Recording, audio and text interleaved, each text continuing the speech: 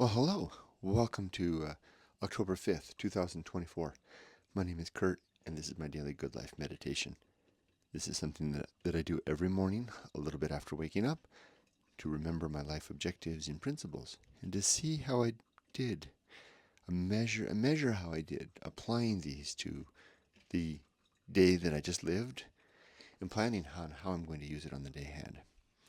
I also recite the objectives, plan for the coming day by actually talking about what I'm going to do and today, and then make sure I'm ready to die. Sounds pleasant, doesn't it? All right, but honestly, as sobering as it is to talk about death first thing in the morning before I even have a cup of coffee, it does, knowing that I'm ready to die before breakfast. Well, that sounds like a book title. Um, does something to like calibrates the mind ahead of the day, and there's a kind of a peace that comes of that. There's something making noises outside. Hmm. I keep hearing it. It's kind of spooky. I keep hearing what sounds like chains in the dark.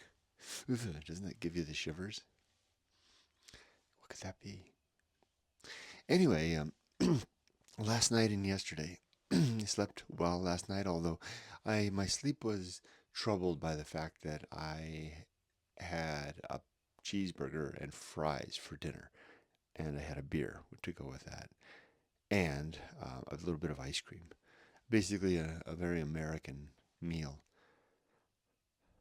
My whole body's chemistry and calibration, again to use that word, was off kilter. I'm eating so well now and exercising so frequently, just regular routine, just here in the desert. That's my desert course. Laps every day, every spare moment. I don't even have to change it. Just step outside, put on my boots, off I go for a lap or two and count them with rocks. And I eat so well, so there's like almost no sugars, very little meat, mostly just vegetables and grains. And but I have mix it up with. I have lots of nuts, and I eat olives and avocado hearts and cheese. This living alone and living a simple life. My big indulgence is that I buy fine cheese. I got a cheese yesterday that I don't even know what it is. Maybe you all can tell me. Hopefully I'll like it because I only bought this one block of thing at a time. Fontina. So I have lots of cheese, and I have little crackers, plain crackers with nothing else special on them. I eat eggs. I have maybe an egg a day, and sardines. These are not the usual ones I usually get, but I have these sardines. These sustainably caught. Maybe chicken noodle soup, uh, and my requisite tortillas and beans. As a result, I feel very good pretty much all the time. Until yesterday, when coming back from shopping with little Rudy, I decided to test his. I'm testing him out to see if I can be social with him. I now that Ollie the dog is gone, it's just Rudy and me. I don't want to leave Rudy alone here. Usually in the past, I would go to town and leave the two dogs here by themselves, but I don't want to leave Rudy alone. So I've got this harness that I can carry him like a baby, and I've been. Yesterday was our big debut. I trained him by walking with him along the desert course. I would put him in the harness. I'd walk him on a lap, and I'd put him in the harness, and we'd hike a lap until he got comfortable with that. Yesterday, I had a couple of things. I needed to get a PDF of my daughter's diploma to her, and then I'll send her the hard copy this weekend. And so I went to Staples, the office store, with Ollie and his little thing, and did our thing, and he was perfectly fine, not a peep out of him. Then we went to Sprouts, kind of a health food supermarket. We did our shopping there, got everything on the list. Then we went to PetSmart. No problems there, of course. Bringing a dog in, I actually put him off the leash, and he walked on out of the thing, and he walked on his leash. He didn't pee in the store or anything. And then after that, we on the way coming home, I thought we had such a good day. I thought, why don't I try stopping at the Stagecoach and see if I can take him inside, because I know that they welcome dogs inside the restaurant. So I did that. We got a little table there in the corner, and I was going to get the fish and chips because I knew that if I got a cheeseburger, it would wipe me out. So I ordered the fish and chips, the small portion. They have the 2 portion and the 4 portion. I got the 2 portion one, and I knew I wouldn't eat miniature the fries because those wiped me out too. So, but they came back and said that they were out of fish and chips, out of fish.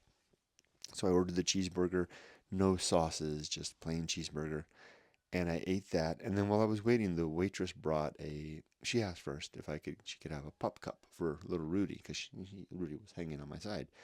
And so I said sure. And it turned out that it wasn't whipped cream; it was actually ice cream, which he didn't care for. It was big. And now what, right? So I ate it myself, not to let it go to waste. So now I've eaten a cup of ice cream, which I don't usually eat anymore. I don't eat sweets really at all. And so I knew that was the start of the downhill run.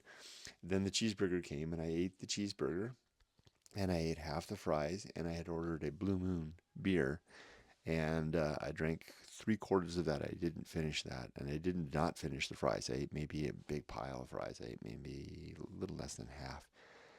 Driving home, I was like, oh, I'm doomed. This is it. My sense of good feeling is going to evaporate away. And sure enough, by the time I got home, I felt like crap, and I didn't sleep as soundly as I did, and it's because of the food that I ate. That poor quality food, as delicious as it is, and even then it wasn't that delicious because I knew what it was going to do to me. I couldn't enjoy it so much. Hmm. So there was that. But that was all calculated. I knew that was all decided. I knew what was happening in the moment.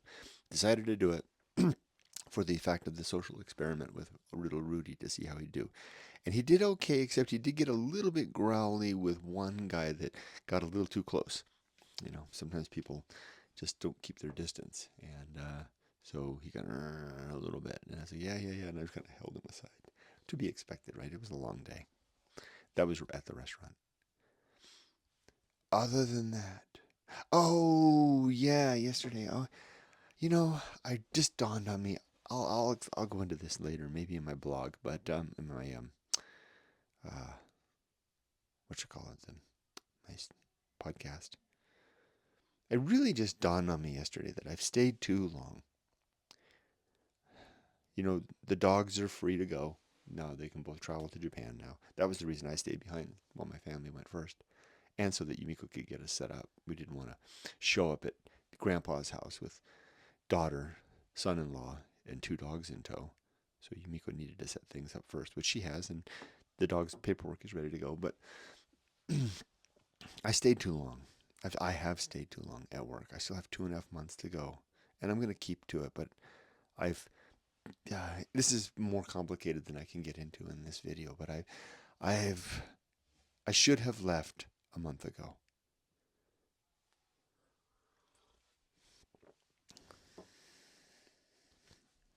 I'm extra baggage now. You know what I am? No, I'm not going to say that because people leave comments.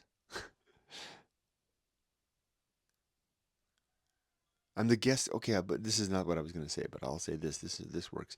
I'm the house guest that stayed too long at work. That would be different if I was actively engaged, as I have always been in my projects. But they don't need me. I'm going to repeat myself, but they don't need me. It would take too long to train me to make me useful at the one customer I'm assigned to, and to switch roles because I'm done with the project that I was assigned to do. And it's just I've stayed too long. Now I can't really do anything about that. I've, I've there's reasons just to stay to the end, and I just have to reconcile that. So this is an intellectual challenge. Nothing's going to change. I'm not going to change my plans, but I am going to have to spend some time when I'm doing my laps thinking and calibrating, to use that word a third time, my mind around this new reality that work. I've outlasted my stay. Dare I say my welcome, and I need to just find a way to be all right with that. It's like sitting next to someone with bad. I can't find ways to describe this that don't come across wrong. being uncomfortable next to someone on a train, right? Sometimes you just have to bear with it. My coworkers have to bear with having me around, and I have to bear with the fact that I'm not needed anymore. Yeah, leave it at that. I'll work on it. Okay, the creed. 8 objectives. To be always ready to die. To make good and effective use of my time. To develop and maintain good and sound life principles. To cultivate good emotional reactions. To perform good actions. To recognize my true limits and my true opportunities. To do just one thing at a time and do that thing slowly, deliberately, and carefully. To keep my balance. That's 8, I think, right? I feel like I missed one, but I didn't. Okay, as for today, it's a Saturday off. I've already done my shopping yesterday after work in the evening, so I need to clean my little tiny house. And then it depends on how the temperature will be. Maybe I'll take Rudy for a hike, our first hike, so to speak, depending on the temperature. Let's see how it goes. Maybe we'll go to Julian. We'll find something. I got stuff to do. The good thing about Rudy is that he doesn't give a damn. As long as he's with me, he's happy with whatever. Just take him out to pee, and he's close to by me. It doesn't matter what we're doing. He's easy. All right. I wish you all the best. Be safe, but not too safe. Take care.